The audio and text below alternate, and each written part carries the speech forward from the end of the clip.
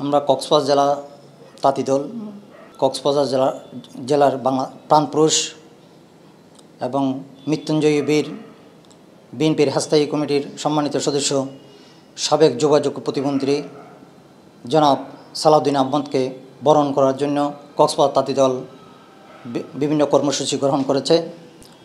আমরা আগামী 28 তারিখ কক্সবাজার বিমানবন্দর থেকে তাকে সম্বর্ধনা দিয়ে আমরা কক্সবাজার রামু এবং চকরিয়া পর্যন্ত আমরা পথে পথে তাকে সম্বর্ধনা দেব, তাকে গ্রহণ করব। তাকে আমরা পেকুয়া পর্যন্ত আমরা পৌঁছে দেব ওনার বাড়িতে।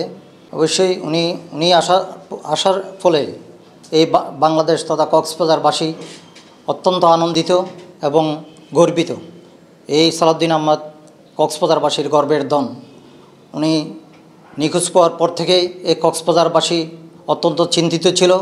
আজকে উনি আমাদের মাঝে ফিরে আসার ফলে আমরা ওনাকে পেয়ে আমরা গর্বিত এবং আমরা ওনাকে নিয়ে আগামী যেভাবে সংগঠনকে সাজাতে হবে ওনাকে নিয়ে আমরা সংগঠনকে সাজাবো এবং উখিয়া টেকনাফের সাবেক এমপি সাবেক ওই শাহজাহান চৌধুরীর নির্দেশনায় আমরা উখিয়া টেকনাফ থেকে যে জনগণ এসে এখানে কক্সবাজারের সম্বর্ধনায় শরিক হবে।